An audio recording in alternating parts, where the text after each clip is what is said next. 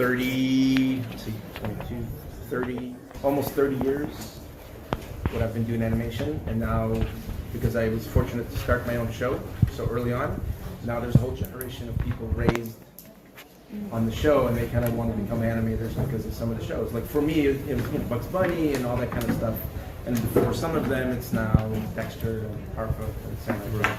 So it's very nice. It's very warm feeling. No pressure. Hmm? No pressure. No pressure, no. It's pressure's on them. So what did change? But has animation changed with those years? I mean, yes and no. I mean, obviously technology, CG came about through all those years, but the way we make it is still the same.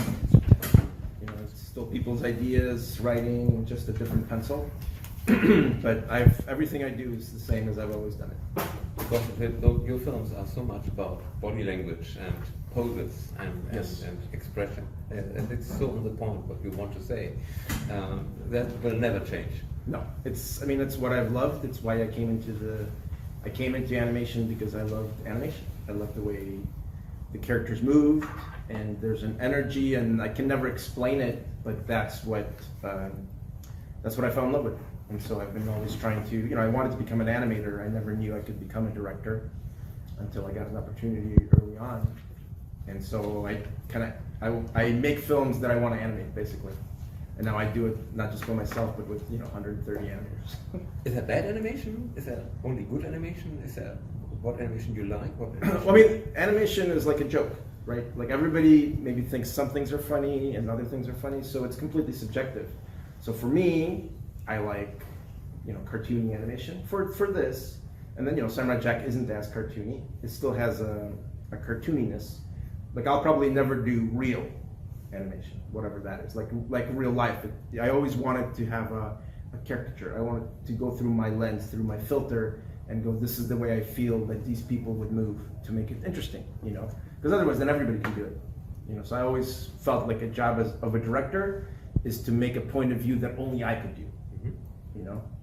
So it's the first Hotel Transylvania you write? Yes. Was it the only condition? What did you came to Sony and said, okay, I'm directing this one, but I'm writing too?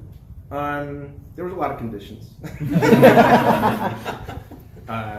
The timing worked out that I could write it, and because it was an idea that I had about the cruise, because it happened to me right after I finished the second one, where my in-laws surprised me with a cruise, and I hated it. But then I realized I looked around and there was all these families, and then it clicked, like, oh, right, we could have our monster family on a cruise, get them away from the hotel, much bigger world, all these bigger things, and they liked the idea too.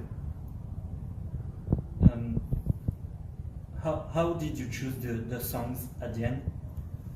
Did you spend a lot of time to choose those 3 songs? Because I was thinking, what is the song that makes me the most happy? And I thought to Queen.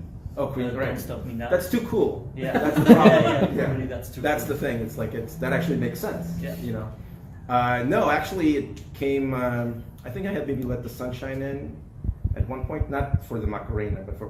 By the way, nobody say anything about the Macarena, right? Please.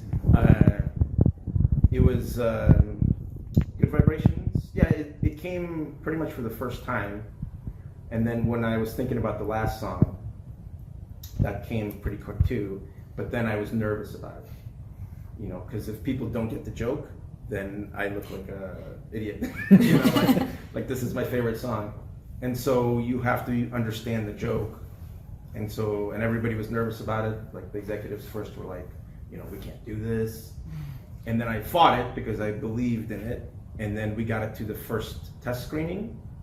And then when the song came up, all the kids start doing it. And it's crazy. The whole audience starts dancing. And that was it. Then from then on, we wouldn't lose it. So do you think Macarena can save the world? Yeah, I actually do, yeah. Makes you dance and be happy. I was actually worried about the translation internationally, because I don't know how people feel about it, because, but it worked fine, so it's good. We have a strong party of Macarena lovers in Germany. Okay. So we're totally fine. And from Spain, so it's going to be Good.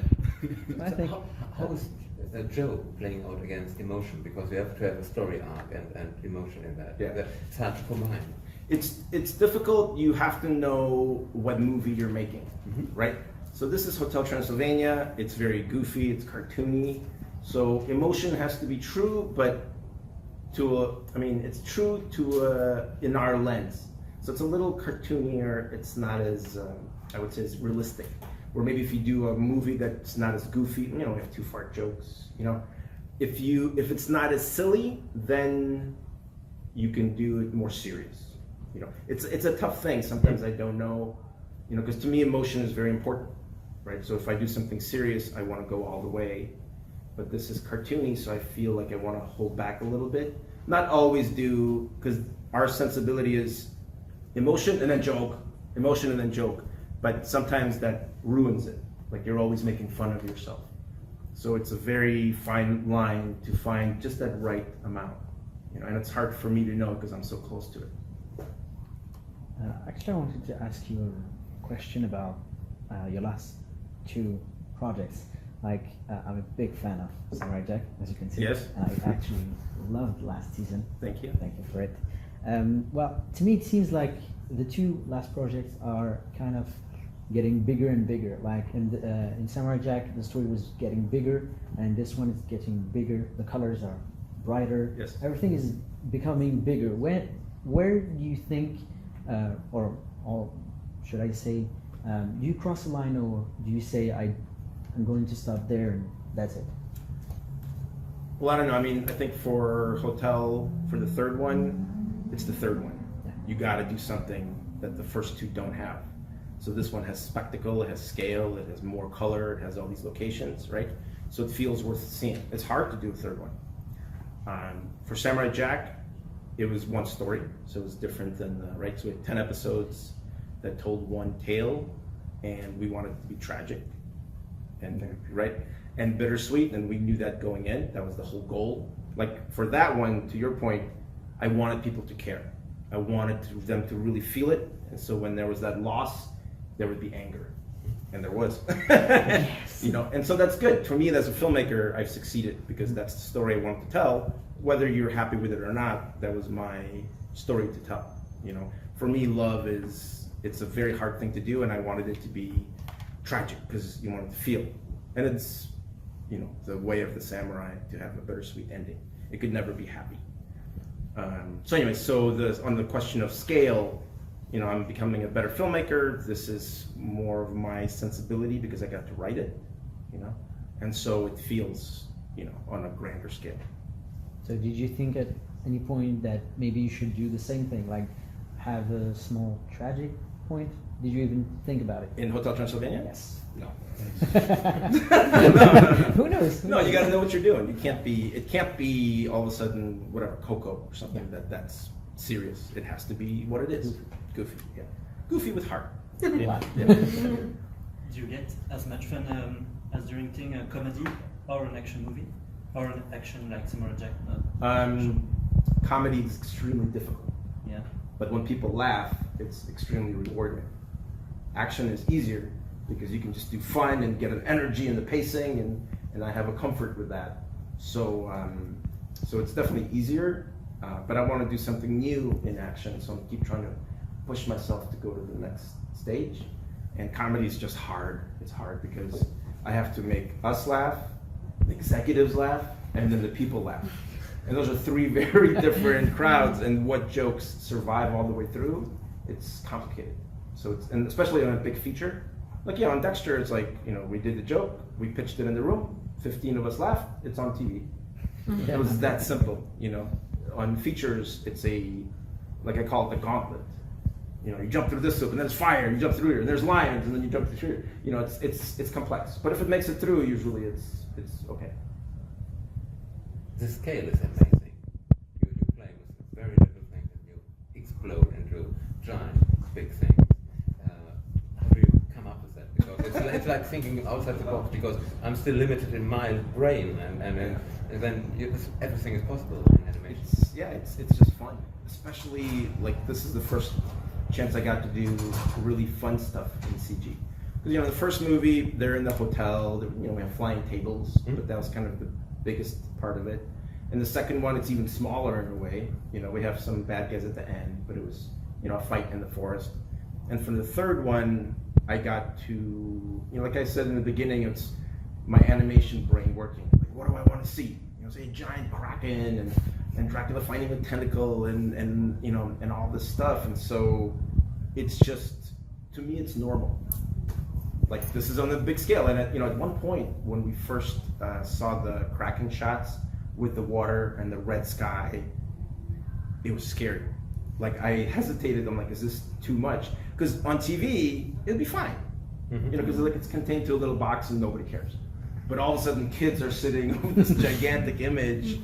And so I tried to do the sound to make it a little funnier. So when he roars, it's not just like a Godzilla roar, it's funny yodel, and to adults, the kid, it kind of softens it. So maybe some people think it's funny, it just doesn't feel as intense. Even though we've got, big music, crazy color, the scale is huge, but it was the first chance I got to really play in this medium to what I see in my head. Yeah, you in the first one, when we first go into the foyer of the hotel, you see the spider legs. Right. That was for me. I loved it so much. That was a big idea. It's great to see that again here in an even bigger scale. Yeah. But I wanted to know if I tried to put that very diplomatically. Yes. We all get older. How's age becoming your animation brain? I don't know. Like, I still feel I'm young. Okay. I'm focusing in more on what I want to do. That's the difference, I think. Where, for Dexter, I have no clue what I was doing. Here's my student film. They want to make it. Okay, what do I do? Right? And you kind of just find your voice. Same thing through Powerpuff, helping Craig find the voice of that show. Then Samurai. Okay, I know what I want to do much more now. Let's try this. Right? The Clone Wars was Clone Wars. That's more straightforward. Symbionic Titan, same thing, trying to find what kind of show it is. And as I get older, I'm like, yeah, I want to do more of this. And I know how to do it better because it's harder. And so it's more about what stories I want to tell. And, I'm not a political or serious person in general. So I want to be funny and entertaining, and yeah, so I think that's the age hasn't been relevant yet. Maybe when I get older, it'll get more, serious. Take it. But right now, there's still, I want to get something like Samurai Jack on a big screen. Something stylish, actiony, big scale, super fun, energetic, something like that. That we shred our hearts apart. Yeah. Let us in tears, probably. Maybe, hopefully. 2 years ago, you had a keynote and you presented some concept of a movie called Can You Imagine? Yes. What happened? It's part of the system where it was we were working. It was after Popeye. Yeah. I started doing it. So I think at that point they were so afraid I was going to leave. They were like, just do anything, to a degree, because they're worried that I would leave. So they just want to say yes, right? So I started working on that. We were getting somewhere really good with it. Then the hack was in the middle of all that, the Sony hack. Yeah. So then those executives got fired. New executives came in, and it's when you're a new executive coming in, it's more about here's my fresh stuff that I want to do. This is old baggage, and they didn't understand. Can you imagine? I don't know why, but it was very simple. But they just did it, and it is what it is, And so we let it go. And do you have other projects with Sony? Yes. I think we can. No. Speaking of Popeye, Yes. actually, Erica looks a little bit like this small test footage we've seen. Did you take a lot of inspiration of that because it's a cruise, it's water and stuff? No, I think it was the natural, like Craig Kellman who designed her. It was about what's the opposite of Dracula. So he's in black and he's pointy. She'll be round. There's a little, of course, Olive Oil is our favorite character. So there's a little bit of her in there, a little Betty Boop, very hidden, but the foundation of it is similar to that. And we wanted to do a very fun female character, a villain and a heroine at the same time, and not be generic with her, make her very specific. You know, so and there's the Franken lady in the beginning. You know, the one with the big arm, right? Yeah. That dress was Olive's dress that we designed for a dance scene that we were going to do with her and Bluto and Popeye. So we used that dress. So I mean, it's just like a little fact, but that was it. Yeah. I heard it's now with Paramount, Popeye. Hmm? Is Popeye now part of Paramount? Yeah, I mean, they're doing something for YouTube with it. Two years ago and last year, you said that maybe we'll get the chance to sometimes see the end of Symbionic Titan on Netflix, or you were thinking maybe it will happen? So I kind of found out that I don't know if I can actually do it legally, because I think the studio might have written it off, and so then it's like it's gone. Okay. So right now there's no plans. We're moving on. I think you are in love with the system. The system? Yeah. Yes, I love the system. It was, I mean, for me, I am lucky, because for the first 20 years, it was from one show to the next show, bliss. Like I know what I've done is very few people have done, and so so I'll take it, even with some of my dips.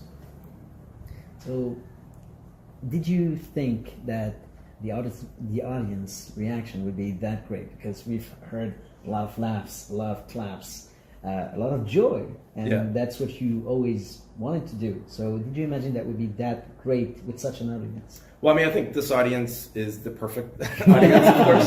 They're animators and they're fans of animation, and this movie is that. It's an animated movie. So I was hoping it would play really well, but in our previous screenings, it's a very similar reaction, So I know we have something special, and whether people will see it in that light, we'll see.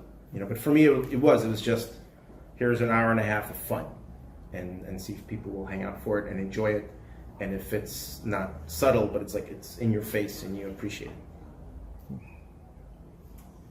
But of course, it's now a trilogy.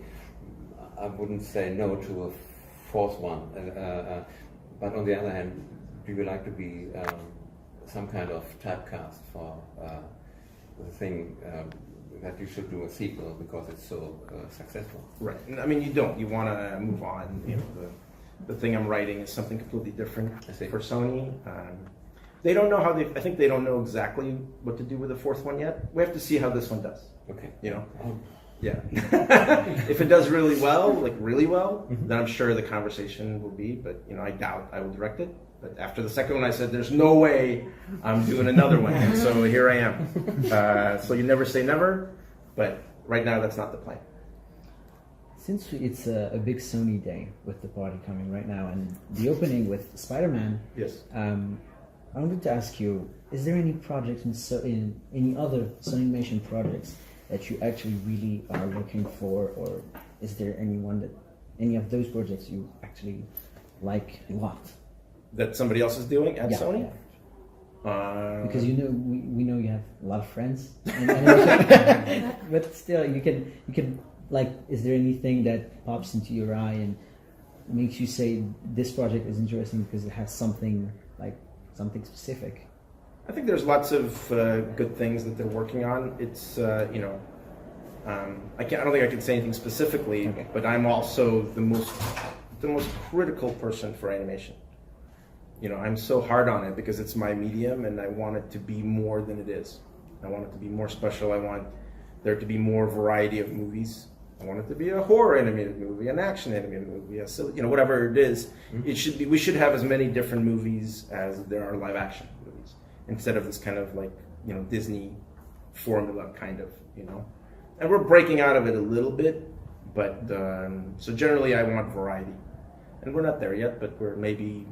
It's the beginnings of something, The fifth season of Samurai Jack, it was a movie, and for adults.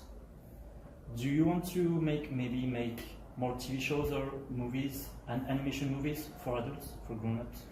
Yeah. That was really doing that last season of Jack was really fun. There were no limitations, right? It was adult And so what we did was the storytelling was much more sophisticated, right? We didn't have to over-explain ourselves. We did it more visual sometimes, and then after it came out, people totally understood it. And sometimes on purpose, I would go, I'm not going to give them the answer. I'm going to make this mysterious, and we'll see what the audience takes out of it. Because like, you know, the really good movies is you watch it and you learn your own answer, right? You learn something from the movie by yourself. And adult movies do that, and good movies do that, you know? You have thoughts about it. But in animation, especially for children, everything has to be spelled out. You cannot leave. Sometimes most movies start with a narration that tells you the whole movie before you even watch the movie, and it drives me crazy. And so for Jack, we did it like, we're gonna keep it a mystery. You have to figure out who this guy is, who this person is, and we don't know where it's gonna go. And I feel like that's the fun of watching stuff. What fires your imagination? What makes your animation brain tick? I don't know, it's just like I close my eyes and something pops, and it's, I don't have an explanation for it. There are no comics or movies or books or You can go play. for something specific, or is it just like completely out? It's State of sometimes, mind. sometimes it's like a visual. Mm-hmm. You know, like I'll be thinking about something, like, okay, what do I want to do next? And I start thinking about it, and something just pops. Oh yeah, I like that. And then maybe I'll look at some images, like, nah, that doesn't feel like what's in my brain. And then I start to dial it in, and what am I really thinking, and what am I doing? What do I want to say? What do I want to do? Is it like too much like this? Yes. You know, like we're all copying to some degree, right? So there's 15 different things in the back of my head. And sometimes it's, I want to feel like I'm watching a Sergio Leone movie. You know, can I duplicate that? You know, I want to feel like I'm watching a Takes Avery movie. Can I duplicate that feeling? And then it's all I've tried to do. And then finally all those things came together and started to become my more of a unique voice. And you like contrast. And I love, of course, yeah, I love, it should be black and white. I mean, that was Jack. The first vision I had of Jack was red with black and white. Like that graphic. And then we started to build upon it. So yeah, so you want, you know, I believe in iconic images. You know, so you want to, any good movie, you could close your eyes and you can instantly picture a scene from it that represents that movie. And that's what I try to do. I was more thinking about the Gremlins drinking tea in the middle of the battle. Pure. Yes. Yeah, and that's fun. And the silence and no movement and flat staging to complete dynamics. And to bring the kids to soccer. Yeah. Unbelievable. On TV shows right now, there is a lot of revivals. Like there is the Powerpuff Girls, the new season. Yeah. Of course, there was Samurai Jack and the Animaniacs or stuff like that. Yep. Can you imagine maybe a comeback of Dexters Lab? No, because the voice passed away. Oh. And I could never do it without her. Okay. She was too much of the personality. I had an idea a long time ago of like Dexter in college, you know, and I don't know. We did Jack not because it's the thing to do, but because people were yelling at me to finish the story for the last 8 years, you know. Anywhere I spoke of, anything I did, the first question was, are you going to finish Jack? Or is Jack going to be a movie? And then finally, when I had a moment, I was like, can I actually do this now? And because I knew the story, and so it was the right time. For Dexter, it's too special to ruin that memory. And like even today, like after all these years, it's still people come up to me, oh, we love Dexter, I grew up on Dexter, and so it's I don't want to tarnish that memory.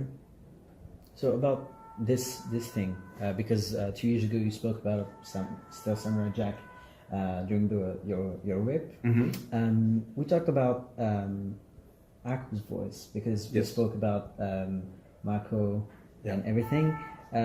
Was it the hardest part for you, like to have someone like mimic at best his voice? Yeah, it was really hard. You could never, Mako was so special, you could never mimic it because he was a classic Shakespearean actor doing a ridiculous character, right? So that contrast made it very special and unique. So we, you know, and I think Greg Baldwin did a really good job, but it wasn't 100%. You know, I think everybody knows it. There were some really good things that he did, and sometimes he nails it right there. Oh, that's it, you know. But to do it from beginning to end was very difficult. you know. And I hesitated for sure. Like for a while I thought maybe we should completely reimagine a coup with a different voice, different character. But then it felt too odd to do that. But it was a hesitation in the beginning for sure. Are you experiencing doubt? It will be the last question, please. Oops. We'll make it a big one. Yes. Are you experiencing in any form doubt when you write a story or come up with such a big film? Yes, of course. Elaborate. No, I will. It is like the confidence is, I think, what makes a good director. That you fight for what you really believe in, and sometimes you could be wrong, but you have to take that journey all the way if you really believe in it. And I changed all the things that I thought, like, okay, that's a different way, and I could see their point. If I couldn't see their point, I didn't change it, and I would fight it. You know, and so there is always a questioning. And I go in waves. You know, like when I first write it, it's amazing, right? And then it's a week later, it's like, it's okay. You know, and then you have to, what I found, especially with my stuff, it's execution. You know, like a really good example was the hi Bob joke, right? So I came up with a joke, I wrote it, and people kind of thought it was cute, right? So we storyboarded it. I was like, okay, that's kind of it. And then in storyboards, we had a screening, right? So it's just storyboards for a preview, a real audience. Dead. Not one laugh, not anything, right? So right away I go, okay, I messed up in delivering the joke.